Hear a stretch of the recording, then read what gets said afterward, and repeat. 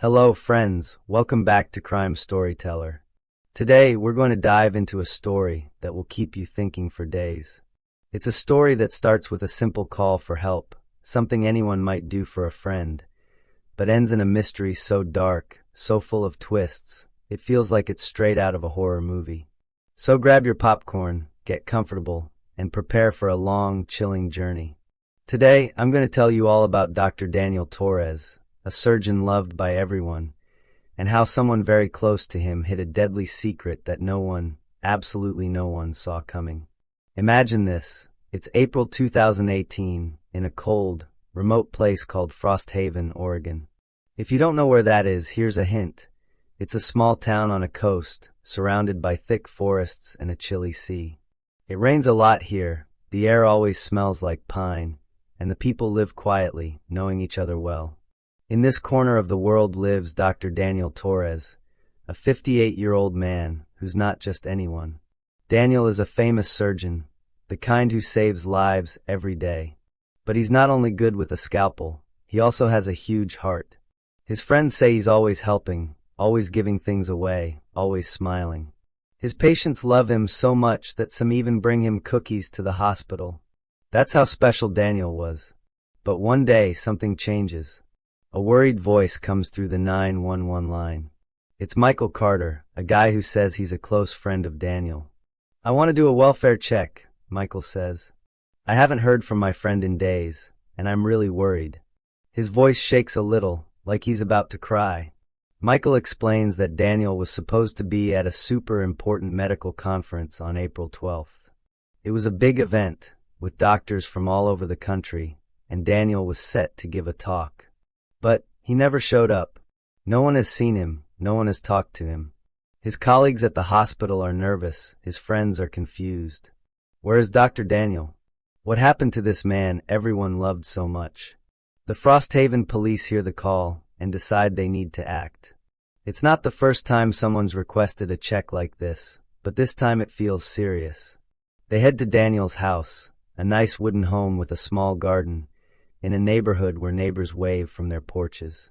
They knock hard on the door. "Dr. Torres?" "We're from the police department," they say. There's no answer, just the sound of cold wind blowing through the trees. The officers peek through the windows, but the curtains are drawn. They're about to leave, thinking maybe Daniel's on a trip, when something stops them. A red truck rolls up the street, its engine rumbling. It's not just any truck. It's Dr. Daniel's red Ford, one that everyone in Frost Haven recognizes because he drove it all the time. And who's behind the wheel? None other than Michael Carter, the same guy who called 911. He steps out with a key in his hand and a worried look on his face. "I came from Idaho," he says. "Daniel gave me a key to his house because I'm really worried about him. He's not answering my calls. I don't know what's going on." The police look at him, a bit puzzled. Idaho is hundreds of miles from Oregon. Why would someone travel so far just for this? But they don't say anything. They just nod and ask him to open the door. Michael slides the key into the lock, turns it, and the door creaks open slowly. They step inside together, the officers with flashlights in hand, Michael trailing behind. The house is dark, silent. There's a strange smell in the air, like something burned. And then they see it. In the living room, sprawled on the couch, is Dr. Daniel Torres. But he's not asleep. He doesn't move. He doesn't breathe. At 58 years old, this generous, beloved man is dead. The officers freeze, unsure what to say.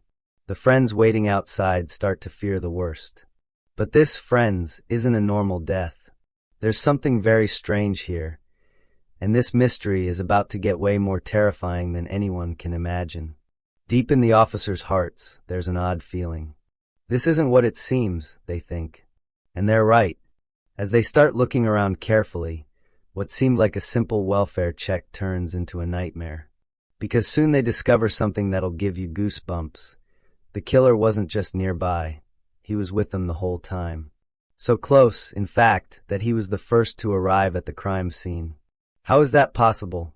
Stick with me, because this gets intense, and we're going to unravel every detail together. It's been 12 days since Michael started calling 911 over and over. No one's heard from him, he says in a recording the police keep. He gave me a key. I'm going there Monday because I'm really worried. I talked to a lawyer, and he said I can give you permission to enter, but I have to be there. The police had already been to Daniel's house before, several times actually. But on those visits, they just looked from the outside, walked around, knocked on the door, and since nothing happened, they left. They didn't see anything odd back then. But this time, something makes them return. Maybe it's Michael's persistence, maybe it's a gut feeling. And this time, they're not alone. When they reach Dr. Daniel's house, 2 trucks pull up beside them. One of them is that red truck of Daniel's, and there's Michael again, holding the keys. I came from Idaho, he repeats, as if he wants everyone to get it. I found the truck at the airport. The officers glance at him, but don't say much. Why was Daniel's truck at the airport? And how did Michael find it so easily? These are questions they save for later. For now, they just nod and walk in with him. The door opens with a creak. Inside, everything's still. The furniture's in place. There are photos of Daniel with friends on the walls, a forgotten coffee mug in the kitchen. But something's off. That strange smell hits them harder now. It's like burned charcoal, as if someone had a barbecue indoors. The officers head upstairs, with Michael close behind. And then they see it.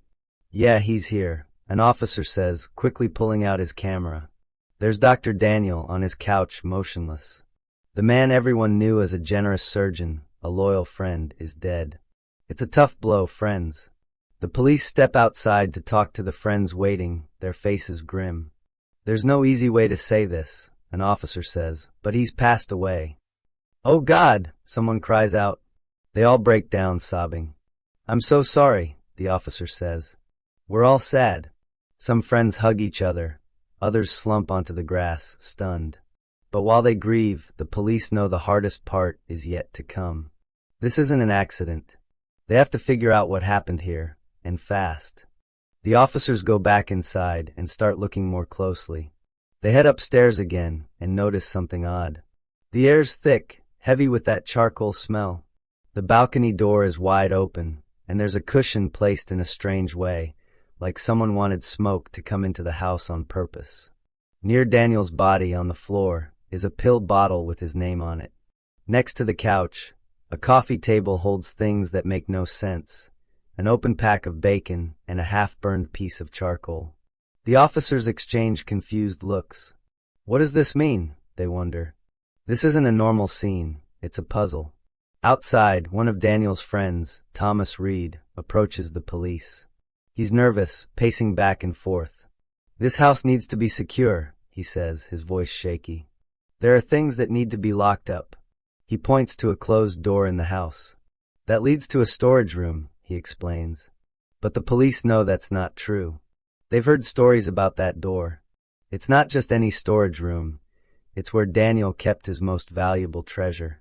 Because, friends, Daniel wasn't only a doctor. He had a secret passion, collecting gold, silver, and rare coins. He had hundreds of coins. A friend who helped him once says, "When I moved him into this house, the weight of the gold and silver sank the back of my car. It was like hauling a whole bank.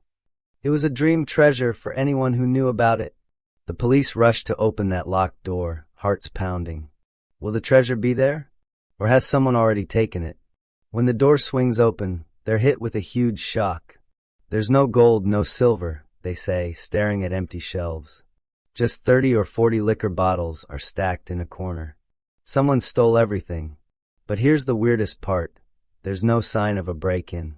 Not a broken window, not a damaged door, not a scratch on the lock. This means whoever stole it had a key or knew the house inside out. The police realize this isn't just a death. It's a big, carefully planned crime. Daniel was known for being super generous. He shared his liquor collection, gave away gold coins, his friends say. He was always giving something to the people he cared about, no questions asked. He'd offer you coffee or help you out with a smile. But now, that kindness seems to have gotten him into trouble. The police shift their focus. They're not just looking for what happened to Daniel anymore. They're hunting for a thief, and maybe a killer. What do you think? Could someone so good have enemies? Think about it as we go on. Michael doesn't stay quiet after this. He calls the police again days later. "I'm really worried," he says. "It's been 10 days, and no one's heard from him, not even his parents." His voice sounds anxious, like he's losing it.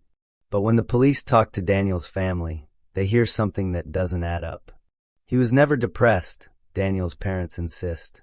He never showed signs of wanting to hurt himself. He was happy, he loved his job.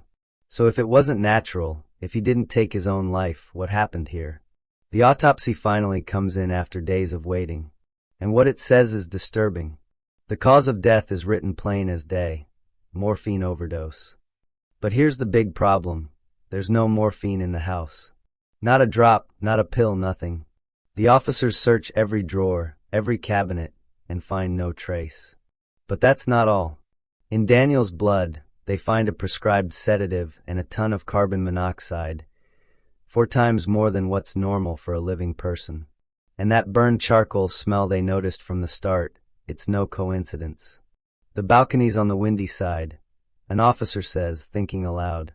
It's the southeast side of the house. No one in Frosthaven would grill there, especially on the 2nd floor.